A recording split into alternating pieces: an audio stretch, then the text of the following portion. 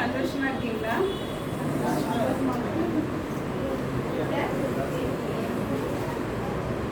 ரொம்ப சின்ன பிள்ளையா இருக்கிறப்போ எங்க அம்மா அப்பா ஹாஸ்டல்ல போட்டிருந்தாங்க. அவங்க அந்தமான்ல ஒன்றும் செய்துட்டு இருந்தாங்க.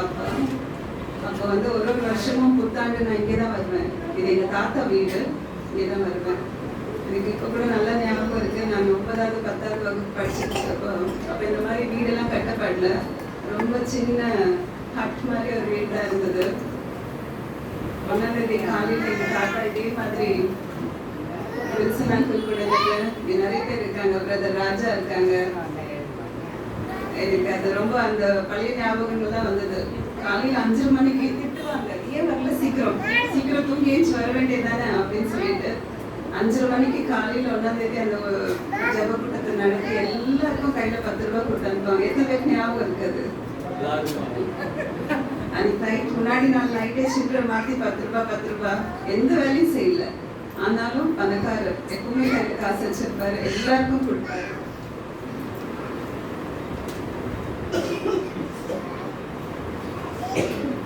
அவருடைய ஊழியத்தை ஆண்டவர் மிகுதியாய் ஆசீர்வதித்து இருக்காரு. அந்த ஊழியத்தின் பலனை தான் நான் இன்னைக்கு பார்க்கிறேன். இந்த வீடு கட்டப்பட்டதும் அந்த ஊழியத்தோட ஆசீர்வாதம் தான். எங்களுடைய யாரோட அம்மாவோடதோ இல்லை யாரோட சொந்த முயற்சி இல்லை.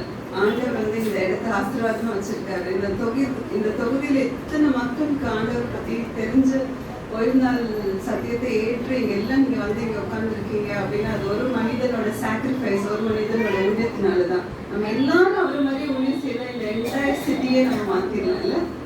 ஒரு மனிதன் ஊழியம் செய்து இந்த தொகுதியில எத்தனை பேர் வந்திருக்கோம். நம்ம எல்லாரும் இது மாதிரி ஊழியம் செய்தா என்ன என்டையர் சிட்டியே நம்ம மாத்திடலாம். ஆண்டவருடைய நாமம் மகிமைப்படட்டும். நம்ம எல்லாரும் இந்த புதிய ஆண்டுல ஆண்டவருக்காக ஊழியம் செய்வோம் என்ற ஒரு தீர்மானத்தை எடுப்போம். நான் வந்து ஒரு சின்ன செய்தி உங்களுக்காக ரெடி பண்ணியிருக்கிறேன். ஆண்டவர்கிட்ட ஜெபிச்சுட்டு ஆரம்பிக்கலாம். எடுப்போமா?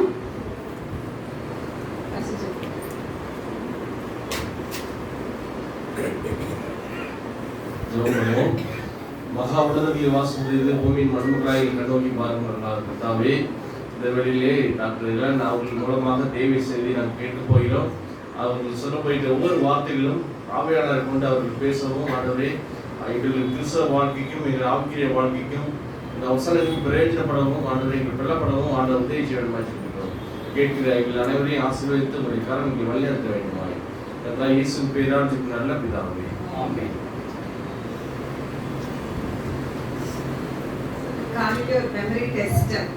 உங்க மூப்பர் என்ன படிச்சாங்க? ஸ்கிரிப்சர் ரீடிங், வேத வாசிப்பு பகுதி என்ன பகுதி படிச்சாங்க? யாருக்கு ஞாபகம் இருக்கு? காலையில கேள்வி கேட்கிறேன்னா யாருக்கு ஞாபகம் இருக்கு? அங்க டிஸ்பிளேலயும் இருக்கு உங்களுக்கு வசதியா. என்ன படிச்சிருக்காங்க? என்ன ரீட் பண்ணாங்க? 25 டிஸ்பிளே பண்ணலாமா? 25 டிஸ்பிளே பண்ணலாமா? ஓகே, யாராச்சும் வாசிங்க. அப்போஸ்தலர் 16:25. நடுராத்திரியிலே பவுலும் சீலாவும் ஜெபம் பண்ணி எப்போ ஜெபம் பண்ணி தேவனை துதித்து பாடினார்கள்? நடுராத்திரியிலே பவுலும் சீலாவும் ஜெபம் பண்ணி தேவனை துதித்து பாடினார்கள். நம்ம எப்ப தேவனை துதித்து பாடுறோம்? நம்ம ரொம்ப சந்தோஷமா இருந்ததுல. எனக்கு ஏதாச்சும் வேணும், நான் ரொம்ப ஆசைப்பட்டு ஜெபிக்கிறேன், எனக்கு கிடைச்சிச்சு, நான் உடனே என்ன பண்ணுவேன்? சோத்திரம் சோத்திரம் சோத்திரம் சொல்லிட்டு ஒரே சந்தோஷமா பாட்டு முழக்கமா இருக்கும், ஜெபமா இருக்கும் இல்லையா? சோ எப்ப நம்ம யூஸ்வலி ஸ்தோத்திரம் பண்ணுவோம், எப்போ ஜெபம் பண்ணுவோம்? ரொம்ப சந்தோஷம். ஜெபம் பண்றது அஃப்கோர்ஸ் மன வருத்தம் இருந்தாலும் நம்ம ஜெபம் பண்ணதான் செய்யறோம். பட் தேவனை பாடி துதிக்கிற அந்த தருணம் எப்ப நம்மளுக்கு வருது? நம்ம ரொம்ப சந்தோஷமா இருந்ததான் வருது இல்ல. பாலும் சீலாவும் என்ன பண்றாங்கன்னா நடுராத்திரில ஜெபம் பண்ணி ஆண்டவரை துதித்து பாடுறாங்க, ஸ்தோத்தரிக்கிறாங்க. அவங்க எந்த அளவுக்கு துதித்து பாடி ஸ்தோத்தரிக்கிறாங்க அப்படின்னு சொன்னா அடுத்த வருஷம் டிஸ்பிளே பண்ணா சடுதியிலே சிறைச்சாலையின் அஸ்திகாரங்கள் அசையும்படியாக பூமி மிகவும் அதிர்ந்தது. அந்த அளவுக்கு ஆண்டவரோட வல்லமை அங்க வெளிப்படுற அளவுக்கு அவங்க என்ன பண்ணிருக்காங்க?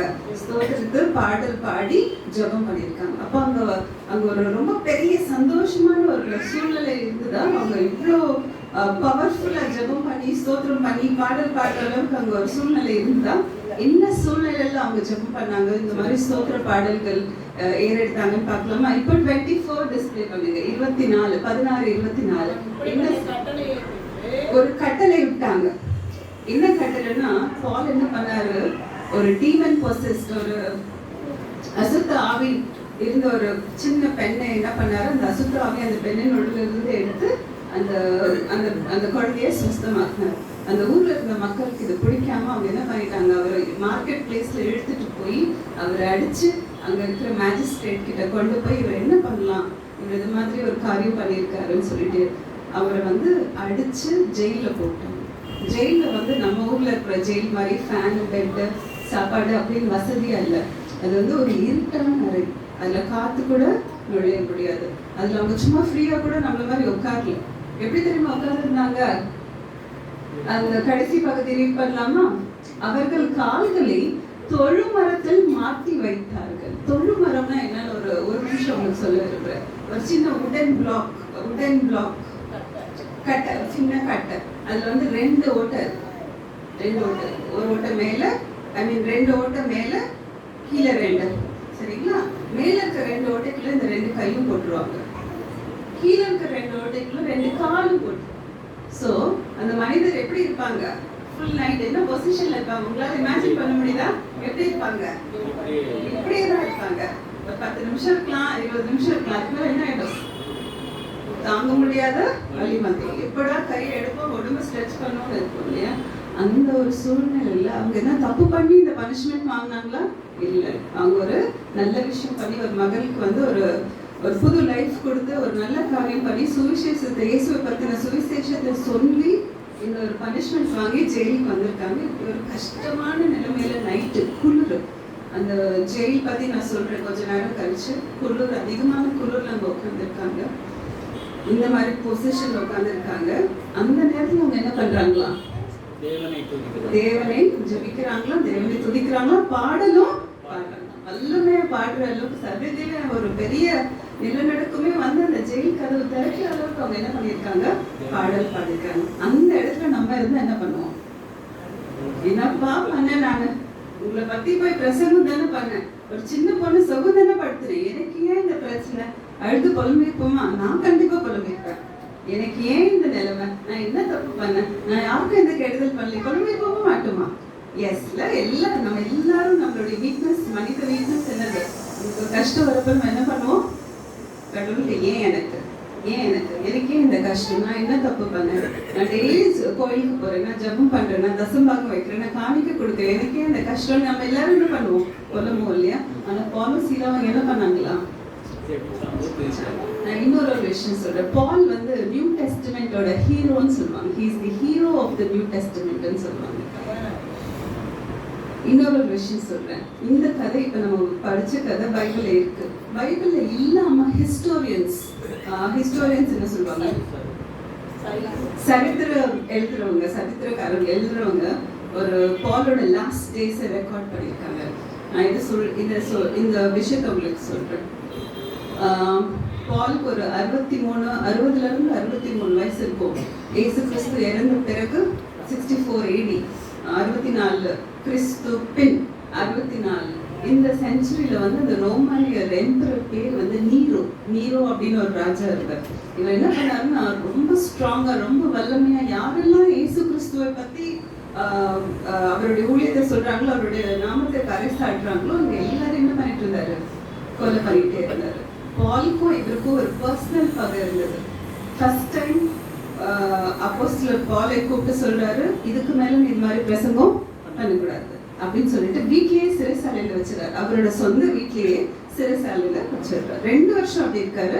ஆனா பால் வந்து அவர் பண்றது அந்த ஊழியத்தை பண்ணிட்டே இருந்தார். நிறைய மக்கள், இவரால வெளியே போக முடியல, ஆனா நிறைய மக்கள் அவர் வீட்டுல வந்து சந்திச்சாங்க. இதை வந்து நம்ம கடைசி 2-3 வசனத்துல பாக்குறோம் அப்போஸ்தலர் அந்த புத்தகத்துல. அதுக்கப்புறமா இந்த ஊழியம் வல்லமையா போயிட்டு இருக்கு. நிறைய பேர் வந்து இயேசு கிறிஸ்துவை நம்பி ஞானஸ்தானம் எடுத்தாங்கன்னு சொல்லிட்டு இந்த நீரோவால தாங்க முடியல. அவர் என்ன பண்ணிட்டாரு, இதுக்கு மேல இவரை விடக்கூடாது, நம்ம என்ன பண்ணிடணும், இவரை முடிச்சிடணும் அப்படின்னு பிளான் பண்ணி ஒரு இது நடக்குது, ஒரு கான்வர்சேஷன் நடக்குது. யாருக்கும் உரையாடல் நடக்குது. யாருக்கும் பாலுக்கும், பால் வந்து அப்போஸ்தலர், நம்ம அப்போஸ்தலர் பவுலுக்கும் நீரோ யாரு, ராஜா. சரிங்களா? நீரோ வந்து 17 வயசுல ராஜா ஆயிட்டாரு. 17 வயசுல என்ன ஒரு இது இருக்கும் இல்லையா, இந்த ரத்த சூடு, துடிப்பு, திமிரு, நான் தான் ராஜான்ற அகம்பாகம் அதெல்லாம் இருக்கும்ல, சின்ன பையன் இல்லையா, அது ரொம்ப அதிகமாவே நீரோக்கு இருந்தது. ஒரு ஹிஸ்டோரியன், அந்த சரித்திரம் எழுதுற ஒருத்தர், ரொம்ப ஃபேமஸான ஹிஸ்டோரியன் டெசிட்டஸ், அவர் சொல்றாரு, பாலோட வார்த்தை தான் கட்டளையா. மற்ற சின்ன ராஜாக்கள், அந்த ரோமானிய எம்பையர் சுற்றி அந்த நாட்டை சுற்றி இந்த சின்ன ராஜாக்கள்லாம் அவருடைய வார்த்தையை கேட்டு நடுங்குவாங்களாம். அவர் ஒரு கன்சல்ட்னா அது ஒரு கட்டளையா மாறிடுவாங்க, அது நடக்கணுமா. இவ்வளோ ஒரு powerful emperor. Frown of Nero will invite death. அப்படின்னா ஒரு சின்ன முகசிலிப்பை கூட நீரோவுக்கு வர மாதிரி நம்ம பண்ணிட்டோம்னா அவங்களுக்கு என்ன வருமா, அவங்களுக்கு என்ன நிச்சயமா, சாவு நிச்சயம். ஒரு மைட்டி எம்பரர், ரொம்ப மிகப்பெரிய வல்லமையான ஒரு ராஜா, ரொம்ப ஸ்ட்ராங், ரொம்ப பவர்ஃபுல். அவரை பார்த்து எல்லாரும் பயந்து நடுங்குவாங்களாம், அவ்வளவு பெரிய ஒரு. அவருக்கு யாரை பிடிக்கல? கிறிஸ்டியன்ஸை கிறிஸ்தவர்களை பிடிக்கல. ரொம்ப முக்கியமா யாரை பிடிக்கல? பாலை பிடிக்கல. யாரா இருந்தாலும் இவ்வளோ பெரிய ஒரு மைட்டி எம்பரரை பார்த்து என்ன பண்ணுவாங்க? பயந்து, ஐயோ வேண்டாம், நான் இதுக்கு மேல என்ன பண்ணேன், இந்த ஊர்ல பிரசங்கம் பண்ண மாட்டேன், நான் ஓடி போயிடுவாங்க இல்லையா, நானா இருந்தா அதான் பண்ணுவேன். கரெக்டா? ஆனா பால் வல்லமையா அங்க இருந்து என்ன பண்ணாராம், முடியும் பண்ணாராம். நேருக்கு நேர் ஒரு கான்வர்சேஷன் நடக்குதா. இந்த கான்வர்சேஷன் உரையாடல் நடக்குது. இந்த உரையாடல் பாலுக்கும் நீரோக்கும் நடக்கிறதுக்கு முன்னாடி பாலை வந்து எந்த அளவுக்கு பயன்படுத்தலாமோ அந்த அளவுக்கு பயன்படுத்தணும்னு சொல்லிட்டு பால ஒரு ஜெயில், ஒரு சிறைசாலையில போடுறாங்க. அந்த சிறைசாலை பேரு The Prison of Mamber. அது இன்னும் கூட அதோட ரிமைன்ஸ் இப்ப கூட இருக்குது. அந்த சிறைசாலை பத்தி நான் உங்களுக்கு ஒரு 2 நிமிஷம் சொல்ல விரும்புறேன். அது ஒரு கட்டிடம் கிடையாது, அந்த சிறைசாலை ஒரு கட்டிடம். ஜெயிலாம் நம்ம என்ன நினைப்போம், சின்ன சின்ன ரூம் இருக்கும், உள்ள போயிடுவாங்க, லாக் பண்ணிடுவாங்க, அப்படிதான் நம்ம டிவில எல்லாம் பாக்குறோம். அது வந்து ஒரு கட்டிடம் கிடையாது, அது வந்து ஒரு டஞ்சன், பூமிக்கு அடியில் இருக்கிற ஒரு டஞ்சன். அந்த என்டையர் ரோமன் எம்பையரோட சூவேஜ்னா கால்வாய், அந்த வேஸ்ட் கால்வாயிலே நம்மளோட ட்ரைனேஜ் சிஸ்டம் இருக்கு இல்லையா. ஸோ அந்த என்டையர் ரோமன் அந்த என்டையர் அந்த எம்பையரோட கால்வாய் வந்து அந்த டஞ்சன் வழியா தான் பாஸ் ஆகுது. ரொம்ப குளிரா இருக்குமா, சூவேஜ் இருக்கிறதுனால ரொம்ப பேட் ஹைஜீன். வெளியில இருந்து சூரிய வெளிச்சமும் காத்து உள்ள போகாது. அங்க போடுற பிரிசனர்ஸ் நிறைய பேர் 1 மாசம் கழிச்சு தூக்கு தண்டனை அப்படின்னு சொல்லிட்டு உள்ள போடுவாங்களாம். பட் அந்த 1 மாசம் அவர் உள்ள உயிரோட இருக்க முடியாது. அவங்களோட தண்டனை காலம் வரதுக்கு முன்னாடி அவங்க என்ன ஆயிடுவாங்களாம், இறந்துருவாங்களா. அவ்வளவு மோசமான ஒரு சூழ்நிலை. நிறைய பேர் உள்ள அந்த பிரிசனுக்குள்ள போட்டவங்க நிறைய பேர் மறந்தே போயிடுவாங்க, உள்ள ஆட்கள் இருக்காங்க. ஸோ அந்த மாதிரி ஒரு மோசமான ஒரு சூழ்நிலை. காற்று இல்லை, சூரிய வெளிச்சம் இல்லை, தண்ணி இல்லை, சாப்பாடு இல்லை, குளிர், சூவேஜ், ட்ரைனேஜ், இந்த மாதிரி ஒரு சூழ்நிலையில போல வச்சிருக்காங்க.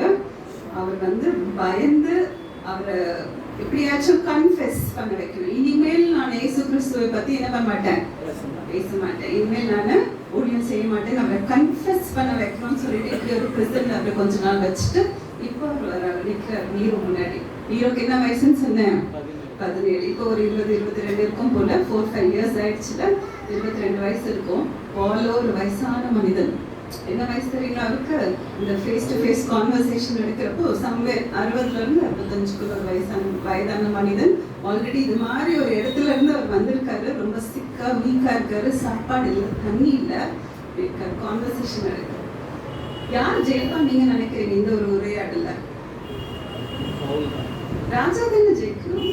அவர் எங்க உட்கார்ந்துருக்காரு, மாதிரி ஒரு பெரிய சிங்காசனம் உட்கார்ந்துருக்காரு, ஒரு வீரமா. இன்னைக்கு கன்ஃபெஸ் பண்ணிட்டு ஒரு உயிரோட விட்டுடுறேன் அப்படின்னு. ஆனா பாலோட ஃபேஸ்ல, அவரோட முகத்துல ஒரு கவுண்டனன்ஸ் இருந்தது, கவுண்டனன்ஸ் ஆஃப் பீஸ், ஒரு அமைதி இருந்தது. ஏன்னா அவர் நம்பினாரு இந்த earthly life, இந்த பூலோக வாழ்க்கை வந்து நிரந்தரம் இல்லை. அவருக்கு என்ன நம்பிக்கை இருந்தது, அவருக்கு பியாண்ட் திஸ் earthly life ஒரு heavenly, ஒரு பரலோகத்தின் நம்பிக்கை, நித்தியத்தின் மேல் ஒரு நம்பிக்கை இருந்தது. அந்த கான்வர்சேஷன் முடிவுல இந்த ஹிஸ்டாரியன், இந்த சரித்திர எழுத்தாளர் சொல்றாரு, இந்த உரையாடலின் முடிவுல பால் வென்றாராம். அவர் இயேசு கிறிஸ்துவை பறைசாட்டினாராம். அந்த ஹீதன் கிங், அந்த அந்நியரான அந்த நீரோ ராஜாவுக்கு பால் யார் அறிமுகப்படுத்தினாராம், இயேசு கிறிஸ்துவை அறிமுகப்படுத்தினாராம். நீரோக்கு ஒரு நிமிஷம் மனசு மாறிடுச்சான். ஓ, இயேசு கிறிஸ்து தான் நிஜமான ஆண்டவர் போல அப்படின்ட்டு ஒரு நிமிஷம் மனசு மாறிடுச்சான். ஆனாலும் அந்த ஆவியானவரோட தூண்டுதலை அவர் ஏற்றுக்கொள்ளாம அவர் என்ன பண்ணிட்டாரு, அவர் மனிதரை கடினப்படுத்திட்டு உடனே அவர் என்ன பண்ணிட்டாரு, சென்டென்ஸ் கொடுத்துட்டாரு, பாலை சிறை சேதம் செய்யுங்க அப்படின்னு சொல்லிட்டு ஒரு சென்டென்ஸ் கொடுத்துட்டாரு. இந்த சென்டென்ஸ் கொடுத்த பிறகு பாலை சிறை சேதம் பண்ணி கொலை பண்ணிட்டாங்க. கொஞ்ச நாட்கள்ல இந்த மைட்டி கிங், இந்த ராஜா சொன்னேன், அவர் எப்பேற்பட்ட ராஜா, அவரோட வார்த்தை தான் கட்டளை, அவரோட ஒரு கண் பார்வையில என்ன நடக்கும், எல்லா விஷயங்களும் நடக்கும். அவரோட ஃப்ரௌன், அவர் கொஞ்சம் நம்ம கஷ்டப்படுத்திட்டாலும் கோவப்படுத்திட்டாலும் அவங்களுக்கு என்னவா, சாவு நிச்சயம். அவர் அவ்வளவு ஒரு மைட்டி கிங். என்ன தெரியுமா பண்ணாரு, ஆவியானவருடைய அந்த தூண்டலை ஏற்றுக்கொள்ளாமல் அந்த மனிதனை கொலை பண்ண அந்த ராஜா பால் இறந்து சில மாதங்களிலே அவரும் இறந்து போயிட்டார். யாராச்சும் சொல்ல முடியுமா எப்படி இறந்தாருன்னு? சின்ன பையன் தானே, 20. அவர் என்ன பண்ணிட்டாருக்கான், தற்கொலை பண்ணிட்டார். நம்ம ஒரு 2 கான்ட்ராஸ்ட் பார்க்கிறோம். உலகத்தில் இருக்கிற எல்லா விதமான பவர், வசதி, பணம் எல்லாம் படைத்த ஒரு சின்ன இளம் வயது ராஜா, ஒரு வயதான மனிதன், ஒண்ணுமே இல்லை, சாப்பாடு கூட கொடுக்காம நிறைய நாள் அந்த சிறைசாலையில வச்சுட்டு வீக்கா பண்ணுவதற்கான அவர் இறக்குறப்போ அவருக்கு நித்தியத்தின் நம்பிக்கை இருந்தது இல்லையா, சந்தோஷமா அவரு இருந்தார். இவர் மனமுடைஞ்சு நம்பிக்கையற்று தற்கொலை, தன்னுடைய உயிரை எடுக்கிற நிலைமைக்கு என்று போயிட்டார். இந்த கான்பிடன்ஸ், இந்த நம்பிக்கை, இந்த சந்தோஷம் கை காட்டு கட்டப்பட்ட சிறைசாலையில் இருந்தாலும், மேம்பர் பிரிசன்ல தண்ணி, காற்று, சாப்பாடு, சூரிய வெளிச்சம் இல்லாமல் இருந்தாலும் இந்த நம்பிக்கை, இந்த சந்தோஷம், இந்த கிறிஸ்துவுக்காக நான் பேசுவேன் என்ற அந்த வைராகியம் எங்க இருந்து வந்தது இந்த மனிதனுக்கு? அவர் வச்சிருந்த அந்த நம்பிக்கை இருந்தது. உங்களுக்கு எல்லாருக்கும் தெரியுமா அவரோட பேர் என்ன? முதல்ல நேற்று பாலோட பேரு சவுல். பால் அவரோட பேரு கிடையாது. நீங்க படிச்சீங்கன்னா ஆக்ட்ஸ் 1, 2, 3 அப்போஸ்தலர் 1, 2, 3 அந்த அதிகாரங்கள்லாம் படிச்சீங்கன்னா அவர் வந்து கிறிஸ்தவர்களை கொலை பண்றதுக்காக வெறியோட சுத்திட்டு இருந்த ஒரு மனிதரா இருந்தார். ஆண்டவர் அவருக்கு ஒரு தரிசனம் கொடுத்து அவரை மாத்தி அவர் ஒரு வல்லமையான ஊழியக்காரரா மாற்றினார். அவர் இறந்து இப்போ 2000 வருஷம் ஆயிடுச்சு. நியூ டெஸ்டமெண்ட், புதிய ஏற்பாட்டுல 48% புஸ்தகங்கள் அவர் எழுதினது. அந்த 4 காஸ்பல்ஸ், சுவிசேஷங்கள், ஃபர்ஸ்ட் 4 சுவிசேஷங்கள் இருக்கு இல்லையா, என்னது சொல்லுங்க பார்க்கலாம்? மத்தேயு, மார்க், லூக்கா, ஜான், யோவான். இந்த 4 தவிர மீதி இருக்கிறது ஆல்மோஸ்ட் எல்லாமே அவர் தான் எழுதியிருக்காரு. ஒரு வல்லமையான ஊழியக்காரர். இந்த மாதிரி ஒரு பிரிசன், நான் சொன்னதெல்லாம் ஞாபகம் இருக்கா? உள்ள சூவேஜ் போகுது, பயங்கர குளிர், சாப்பாடு இல்லை, தண்ணி இல்லை, வெளிச்சம் இல்லை, காற்று இல்லை, எதுவுமே இல்லை. இந்த மாதிரி ஒரு பிரிசன்ல உட்காந்து அவரு இந்த எபிஸ்டல்ஸ் எழுதுறாரு. எபிஸ்டல்ஸ்னா அந்த புதிய ஏற்பாடுல இருக்கிற இந்த சின்ன சின்ன லெட்டர்ஸ் எழுதுறாரு. அவர் என்ன எழுதுறாரு, நமக்கு எல்லாம் எல்லா வசதியும் இருந்தாலும் சந்தோஷமா இருப்போம்ல. என் பிள்ளை ஒரு சின்ன கிஃப்ட் கேட்பா, இல்லைம்மா நாளைக்கு பார்க்கலாம்னா சேட் ஆயிடுவா. ஃபேஸ் இப்படிதான் இருக்கும். அது வாங்கி கொடுத்தாதான் திருப்பி சிரிப்பு வரும். நிறைய பேர் அப்படிதானே, ஜோம் பண்ணுவோம், கிடைச்சா ஹாப்பி, கிடைக்கணும்னு ஆயிடுவோம், சேட் ஆயிடுவோம். நான் நீங்க ஒரு ஜபத்துக்கு நான் அப்படி நிறைய வாட்டி யோசிச்சிருக்கேன். நான் அடிக்கடி எங்க அப்பாவோட ஹெல்த்துக்காக ரொம்ப ஜோம் பண்ணுவேன். அம்மா வந்து ஃபோன் பண்ணி இது மாதிரி ஆயிடுச்சுமா, இப்படி ஆயிடுச்சு, விழுந்துட்டாங்க, அப்படி என்ன சொன்னா ரொம்ப சேட் ஆயிடுவேன். என்னதான் நான் இவ்வளோ ஜோம் பண்றேனே, உங்களால இந்த ஜபத்துக்கு பதில் கொடுக்க முடியாதா? நான் என்ன காசு பணமா கேட்கிறேன், எங்க அப்பாவுக்கு ஒரு நல்ல ஆரோக்கியம் கொடுக்க தானே கேட்கிறேன், இது ஏன் கொடுக்க மாட்டேன்றீங்க அப்படின்னு ரொம்ப சேடா இருப்பேன் இல்லையா? நம்ம கேட்கறது கிடைக்கும், நம்ம எவ்வளோ வருத்தப்படுறோம். இந்த மனிதர் இந்த பிரிசன்ல அவருக்கு வந்து சாவு நிச்சயம் என்று தெரிந்த பிறகும் அவர் சில எபிஸ்டல்ஸ் என்னமா சொல்லுவீங்க? இல்ல எபிஸ்டல், இந்த புக்ஸ் இருக்குல்ல, 1 கொரிந்தியர் 2 கொரிந்தியர், இதெல்லாம் லெட்டர்ஸ், நிருபங்கள், இதெல்லாம் லெட்டர்ஸ். பால் வந்து அந்த ஊர்ல இருக்கிறவங்களுக்கு எழுதுறாரு. இந்த 1 கொரிந்தியர் 2 கொரிந்தியர் படிக்கிறோம்ல, அது என்னது? பாலர் எழுதின லெட்டர். யாருக்கு எழுதுறாரு? இந்த கொரிந்தி ஊர்ல இருக்கிற மக்களுக்கு எழுதுறாரு. பிலிப்பியர் அப்படின்னா பிலிப்பையில இருக்கிற மக்களுக்கு எழுதுறாரு. திமோத்தின்ற அவரோட ஃப்ரெண்டுக்கு, அவரோட டிசைபிளுக்கு எழுதுறாரு. இதெல்லாம் நிருபங்கள், இதெல்லாம் பால் எழுதுறதா, சரிங்களா? இந்த பிரிசன்ல இருந்துதான் அவரு திமோத்தி 1, 2 தீமோத்தியும் பிலிப்பியன்ஸும் எழுதுறாரு. பிலிப்பியன்ஸ்ல ஒரு பியூட்டிஃபுல்லான வசனம் எழுதுறாரு. என்ன வசனம் வாசிக்கிறீங்க யாராச்சும்? நான் சொல்லவா? நான் இங்கிலீஷ் தமிழ் வசனத்தையே இங்கிலீஷ்ல இருக்கேன், நீங்களே வாசிக்க. பிலிப்பியர் 4:7. அப்பொழுது எல்லா புத்திக்கும் மேலான தேவ சமாதானம் உங்கள் இதயங்களையும் உங்கள் சிந்தைகளையும் கிறிஸ்து இயேசுக்குள்ளாக காத்துக்கொள்ளும். Philippians 4:7. அப்பொழுது அது 4:7. Okay, I think நான் வசனம் wrong எழுதியிருக்கேன். நான் என்ன எழுதியிருக்கேன்னா, கர்த்தருக்குள் எப்பொழுதும் சந்தோஷமா இருங்கள். அது ஒரு வாட்டி சொல்லல, மறுபடியும் சொல்றாரு. மறுபடியும் சொல்கிறேன், எப்படி இருக்கணுமா? சந்தோஷம். எங்க இருந்து இந்த மனிதர்கள் சாரி 4 பிலிப்பியர் 4 திருப்பி சொல்றாரு, கர்த்தருக்குள் எப்படி இருக்கணும்? சந்தோஷமா இருக்கணும். மறுபடியும் சொல்கிறேன், எப்படி இருக்கணும்? சந்தோஷமா. எப்போ சந்தோஷமா இருக்கணும்? எனக்கு எல்லாம் கிடைச்ச பிறகுதான் நான் சந்தோஷமா இருக்கணுமா? இல்ல. இந்த நிலையிலும் கர்த்தருக்குள் சந்தோஷமா இருக்கணும். இன்னொரு வசனம் எழுதுறாரு பாருங்க, 2 தீமோத்தி 4:7. யாராச்சும் வாசிங்க பார்க்கலாம். ஓகே, அது நம்ம கடைசியா வாசிக்கலாம். 1 பேதுரு 5:7 வாசிங்க. எப்படி இது பாசிபிள்? எனக்கு நிறைய கஷ்டம் இருக்கு, நிறைய பிரச்சனை இருக்கு, எனக்கு ஹெல்த் இஷ்யூஸ் இருக்கு, உடம்பு சரியில்லை, எனக்கு முட்டி வலிக்குது, கால் வலிக்குது, எனக்கு வயிறு வலி இருக்கு, எனக்கு தேவையான வருமானம் இல்லை, என் பிள்ளைங்க படிப்புக்கு என்னால ஃபீஸ் கட்ட முடியல, எனக்கு வீட்டு வாடகை கட்ட முடியல, எனக்கு இவ்வளோ பிரச்சனை இருக்கு, நான் எப்படி சந்தோஷமா இருக்கிறது? நான் எப்படி போய் மற்றவங்க கிட்ட இயேசு கிறிஸ்துவை பத்தி சொல்றது? எனக்கு இது ரொம்ப கஷ்டம் அப்படின்னு நினைக்கிறவங்களுக்கு ஒரு வாக்கு தத்துவம் இருக்கு. 1 பேதுரு 5:7. யார் நம்மளை விசாரிக்கிறவர்? நிறைய வாட்டி யோசிக்கிறோம்ல, நம்மள யாருமே விசாரிக்கல, யாருமே நம்மள சந்திக்கல அப்படின்னு நம்ம வருத்தப்படுறோம்ல. அப்படியே வருத்தப்பட வேணாம். பாஸ்டர்மா பேசல, பாஸ்டர் விசிட் பண்ணல, பக்கத்துல இருக்கவங்க கேட்கல, அப்படியெல்லாம் நம்ம வருத்தப்பட வேண்டாம். யார் நம்மள விசாரிக்கிறவரா இருக்காரா? தேவன் அவர் நம்மளை விசாரிக்கிறவரா இருக்கிறபடியா நம்ம என்ன பண்ணுமா? எல்லா கவலைகளும் எல்லாம் அவர் மேல் வைத்திருக்கோம். சின்ன கதை சொல்லி நான் முடிச்சுக்கிறேன். இந்த வருஷம் நம்ம ரொம்ப ஸ்ட்ராங்கா ஆரம்பிச்சிருக்கோம் இல்லையா? எல்லாம் புதுப்படம் கட்டிருக்கோம் இல்லையா? ஒரே சிக்கன் பட்டு புடவையா இருக்கு, ஒரே கிளிட்டரிங் எல்லாம் பாக்கலாம் அழகா இருக்கீங்க. ஆனா இந்த வருஷம் முடிக்கிறப்ப நம்ம எப்படி முடிப்போம் எனக்கு தெரியாது. கேலண்டர்ல ஒரு நம்பர் தான் மாறி இருக்கே தவிர நம்மளுடைய வாழ்க்கை மாறாது. கரெக்டா?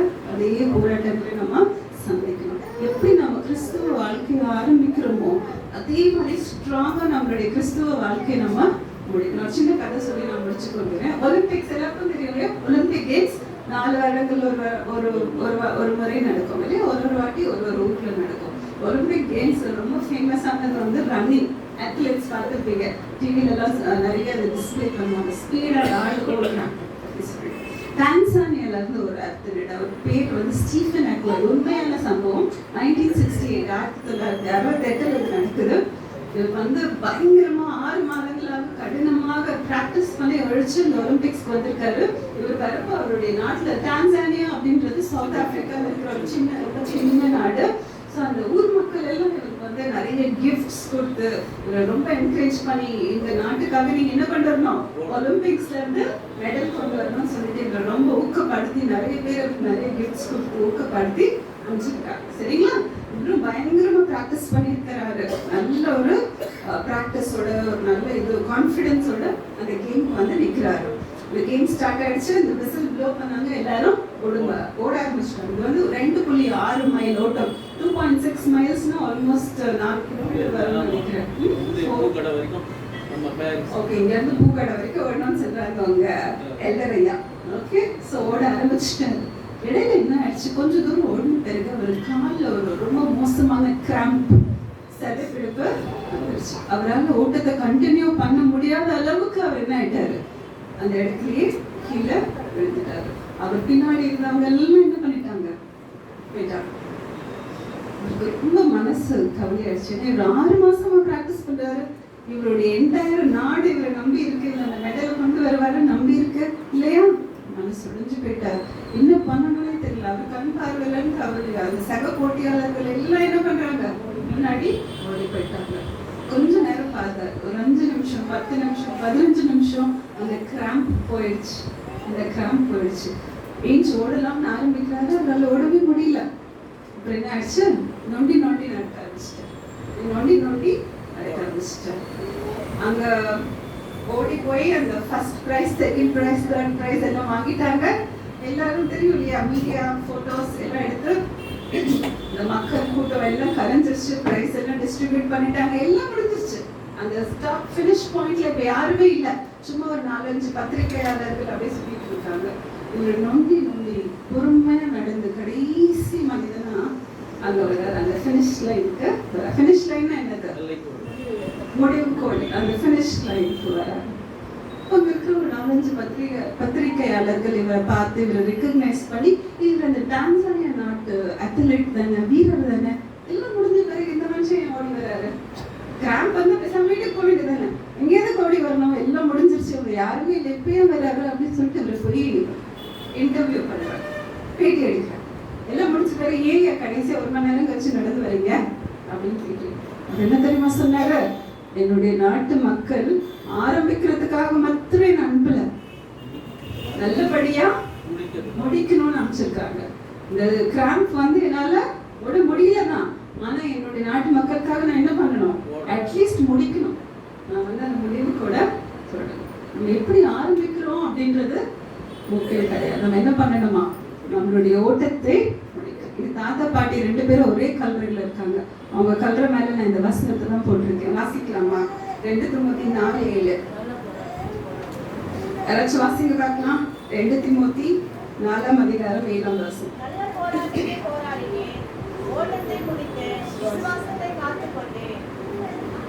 எவ்வளவு முக்கியம் இல்லையா? எவ்வளவு முக்கியம் இல்லையா? நம்ம எப்படி ஆரம்பிக்கிறோம்னு நிறைய பேருக்கு இந்த கிறிஸ்துவ அனுபவம் அப்படின்றது ஒரு எமோஷனா இருக்கும் இல்லையா? ஒரு நல்ல பிரசங்கத்தை கேட்டோம், நான் இயேசு கிறிஸ்துவை நம்புறேன், நான் ஞானஸ்தானம் எடுத்துக்கிறேன் அப்படின்னு சொல்லிட்டு நிறைய பேர் இங்க இருக்கலாம். ஒரு மெட்டீரியல் பெனிஃபிட், இந்த சபைக்கு போனா ஏதோ நல்லது நடக்கும், என் பிள்ளைக்கு நல்லா இருப்பாங்க அப்படின்னு நினைச்சு வந்திருக்கலாம். எப்படி வேணாலும் நம்மளுடைய கிறிஸ்துவ எக்ஸ்பீரியன்ஸ் ஆரம்பிச்சிருக்கலாம். ஆனா நம்ம எப்படி முடிக்கணுமா? ஸ்ட்ராங்கா முடிக்கணுமா? நம்மளோட விசுவாசத்தை தளரோட கிடையாது. எவ்வளவு பெரிய கஷ்டம் வந்தாலும் நம்ம எப்படி இருக்கணுமா? ஸ்ட்ராங்கா இருக்கணும். இந்த உலகத்துல இருக்கிற கஷ்டங்கள் டெம்பரரி, கரெக்டா? நிறைய சுவிசேஷங்கள் இப்ப பாத்தீங்கன்னா ப்ராஸ்பெரிட்டி சுவிசேஷங்கள். ப்ராஸ்பெரிட்டி என்ன சொல்றீங்க? இயேசு கிறிஸ்துவை நம்ப, உனக்கு எல்லா பிரச்சனையும் போயிடும், உனக்கு இது வரும் அது வரும், கரெக்டா? ப்ராஸ்பெரிட்டி. ப்ராஸ்பெரிட்டி கிறிஸ்துவ மதத்துக்குள்ள வந்தா செழிப்பு, நிறைய ஆசீர்வாதம் வரும், நிறைய செழிப்பா இருக்கும் அப்படின்னு ப்ராஸ்பெரிட்டி மெசேஜ் டிவி ஆன் பண்ணுங்க, எல்லாத்தையும் இதுதான் சொல்றேன். ஆனா நான் சொல்றேன், கிறிஸ்துவ வாழ்க்கை ஒரு செழிப்பான வாழ்க்கை அல்ல, ஒரு கஷ்டமான ஒரு செழிப்புக்காக இங்க வந்திருக்கோம்னா நம்மளுடைய ஓட்டத்தை நம்ம முடிக்கவே முடியாது. நம்ம பின்தங்கி கஷ்டங்கள் இருக்கும், துன்பங்கள் இருக்கும், உடல் ரீதியான பிரச்சனைகள், ஹெல்த் இஷ்யூஸ் இருக்கும். ஆனா இது எல்லாத்தையும் மீறி ஒரு இட்டான நம்பிக்கை, ஒரு நித்தியத்தின் நம்பிக்கை நம்மளுக்கு. அந்த நித்தியத்துல என்ன இல்லையா? கஷ்டம் இல்லை, கண்ணீர் இல்லை, மரணம் இல்லை. எனக்கு ரொம்ப பிடிச்சது அங்க என்ன இல்லையா? Sickness. There is no sickness. அங்க வந்து நோயே இல்லையா? நான் நிறைய வாட்டி யோசிப்பேன், அப்ப ஹெலன் போயிட்டு எங்க அப்பா நடப்பார்ல, ஸ்ட்ராங்கா ஃபாஸ்டா நடப்பார்ல அப்படின்னு நான் நிறைய வாட்டி எப்பெல்லாம் இந்த கடைசி புக் ஆஃப் ரெவலேஷன், அந்த கடைசி 20:21 நான் எப்பெல்லாம் வாசிக்கிறோன்னு நான் அப்ப யோசிப்பேன். அப்ப நான் எங்க தாத்தா பாட்டி பார்ப்பேன், இல்லை எங்க அப்பா நல்லா நடப்பார்ல, அங்க என்ன இல்லை? மரணம் இல்லை, துக்கம் இல்லை, அந்த அழுகை இல்லை, அந்த சிக்னஸ் இல்லை. நம்மளுடைய நம்பிக்கை எங்க இருக்கணுமா? இட்டர்னல். காலம் ரொம்ப ரொம்ப கம்மியா இருக்கு. இந்த டெம்பரல்னா இந்த நிரந்தரமற்ற விஷயங்களுக்காக நம்மளுடைய எனர்ஜியும் டைம் வேஸ்ட் பண்ணாம நம்மளுடைய எண்ணத்தையும் கவனத்தையும் எங்க செலுத்தணும்? Eternal things. கஷ்டங்கள் இருக்கதான் செய்யும், பிரச்சனைகள் இருக்கதான் செய்யும், உடல் ரீதியா ஹெல்த் இஷ்யூஸ் இருக்கதான் செய்யும். இந்த உடம்பு இருக்கிற வரைக்கும் வந்து இருக்குமா இருக்காதா? இருக்கும். உயிர் இருக்கிற வரைக்கும் பிரச்சனை இருக்குமா இருக்காதா? இருக்கும். ஆனா இது எல்லாத்தையும் மீறி நமக்கு என்ன இருக்கு? ஒரு நித்தியத்தின் ஆசீர்வாதம். அந்த நித்தியத்தை நோக்கி நம்ம என்ன பண்ணணும்? பயணிக்கணும். சரிங்களா? இந்த புதிய ஆண்டு இன்னைக்கு ஒரு ஆசீர்வாதமான ஆண்டா இருக்கட்டும், நம்ம இருக்கட்டும் அப்படின்னு அவங்க எல்லாருக்காகவும் ஜெபிச்சுக்கிறேன். இந்த சபை மேலும் மேலும் வளரணும். உங்க போதகர், புதிய போதகர் வந்திருக்காங்க, அவருக்கு சப்போர்ட் பண்ணுங்க. எது நடந்தாலும் சத்தியத்துக்கு உண்மையா, உங்களுக்கு தெரிந்த அறிந்த சத்தியத்துக்கு என்ன பண்ணுங்க? உண்மையா இருங்க. ஒரு விஷயம் தப்புன்னு தெரிஞ்சா தப்பு நம்ம பண்ணவே வேண்டாம். இது தப்புனா என்ன பண்ண வேண்டாம். அதனால நமக்கு எவ்வளவு பணம் வந்தாலும் சரி, அதனால எவ்வளவு நல்ல விஷயங்கள் நடந்தாலும் அது தப்புன்னு ஆவியானவர் உணர்த்துறப்ப அது பண்ண வேண்டாம். அது பண்ணி பாருங்க, வாழ்க்கையில ஆசீர்வாதம் தானாக வரும். தசபாகத்தை உண்மையா கொடுங்க. உங்களுடைய ஃபினான்ஷியல், உங்களுடைய பண ரீதியான பிரச்சனை கொஞ்சம் கொஞ்சமா மாறும். இதை நானும் என் வீட்டுக்காரரும் அனுபவிச்சிருக்கேன். ஆண்டவருக்கு வந்து உண்மையா தசபாகம் கொடுக்குறப்ப நம்மளுடைய ஃபினான்ஷியல் ஸ்டேட்டஸ் என்ன ஆகும்? இம்ப்ரூவ் ஆகும். 10 ரூபாய் தான் இருக்கு, பரவாயில்ல, 1 ரூபாய் வந்து தசபாகம் வச்சிருங்க. நீங்க காசு கொடுக்கணுன்றதுக்காக சொல்லலை, நீங்க ஆசீர்வாதமா இருக்கணுன்றதுக்காக கருத்தாக நான் சொல்றேன். சரியா? இந்த ஆண்டு உங்களுக்கு எல்லா நன்மைகளும் இயேசு கிறிஸ்துவின் இனிய நாமத்தில் வாழ்த்தி உங்களை நான் முடித்துக் கொள்கிறேன்.